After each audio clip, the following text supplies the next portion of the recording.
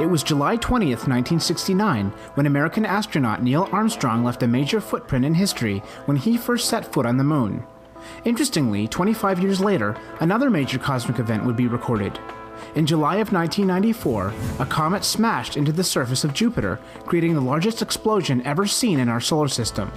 Many of these major moments in history can no doubt be read in history textbooks produced well after the fact. Yet there is a collection of texts which are thousands of years old that actually foretold all of these major events in history. This collection of texts are made up of 66 different books, and although these books were penned by over 40 different authors throughout all different times in history, they all communicate the same message. This collection of texts, called the Bible, claims that it in itself is the Word of God. But with this kind of claim, we naturally desire to search for proof of its validity. But can the Bible be proven to be true scientifically? Interestingly, the Bible contains encoded messages in the original Hebrew and Greek documents. They have been called the Bible codes and have told us of past, present, and even of future events. In the first book of the Bible, called Genesis, God tells Abraham, "Look now toward heaven and count the stars if thou be able to number them." In the hidden codes it states, "Man on moon," and "spaceship," and "Apollo 11." Even the date Armstrong first stepped on the moon, July 20th, 1969, is in the Bible.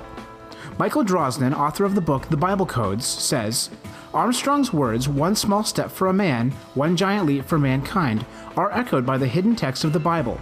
Where the date he set foot on the moon is encoded, the words that cross moon in the Bible are, "done by mankind, done by a man."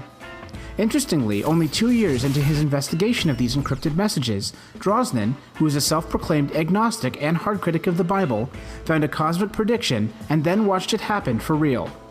Drosnin found the 1994 collision of the comet into Jupiter encoded twice, once in the book of Genesis and again in the book of Isaiah. The comet, Shoemaker-Levy, appeared both times with its full name, the names of the astronomers who discovered it in 1993, and its impact with Jupiter was graphically presented. In the Bible code, the name of the planet and the name of the comet intersect twice. In Isaiah, the exact date of the impact was stated in advance, July 16th. What astronomers predicted only a few months in advance, the Bible code predicted just as precisely 3,000 years before it happened. The Bible code also reveals influential people in history, such as inventors, scientists, artists, and writers. Picasso is called the artist. Mozart is identified by the words composer and music. The word airplane is encoded with the Wright brothers. Edison, Marconi, Newton, and Einstein are all listed with their respected discoveries. Men who lived hundreds and thousands of years after the Bible was written was encoded in detail. Could these codes be a hoax or some elaborately done-up scheme? Many professional mathematicians and code breakers have subjected the Bible to completely unfair and ridiculous tests in an attempt to disprove the code.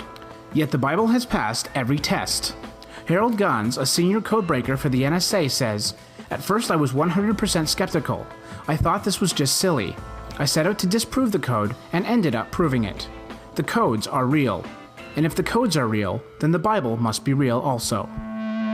Now, the Bible code is scientific proof that the Bible was written by a being outside of time. This being had to know the beginning of history and the end of history. Also, it seems that many events are time-locked. Now, I don't have time to go into it now, but if you want to study more for yourself, I recommend our Bible Codes DVD, as well as Michael Drosnin's book, Bible Codes. Although I completely disagree with Drosnin's conclusions of where the Bible and its codes came from, it is still an incredible read. In fact, we spent a lot of time talking about that book on the Bible Codes DVD. We did. And a lot of people responded to that, and we have that still available if people are interested in seeing it. And it is, of course, a lot of fun to look at it. It's not a cult, and it's interesting, but of course our point is just read the Bible. Now, Ryan mentioned about these predictions in the Bible codes, but in Daniel chapter 12, which is an amazing passage, it says, Daniel, close up the book until the end times, and in those times, people will run to and fro. Now, the original language means that they'll travel at high speeds to and fro. And then it says, and the knowledge of many will increase. That's the only time that particular word knowledge is used. In the original version, it means science. And so it's very, very interesting. 90% of all scientific journals created in all of the history of mankind have occurred in the last 80 years. So the knowledge certainly has increased, and the speed of men and women traveling to and fro has certainly increased. So even just a casual read of Daniel chapter 12, and you can see the Bible speaks to this very point. Very interesting stuff. Now, Corey.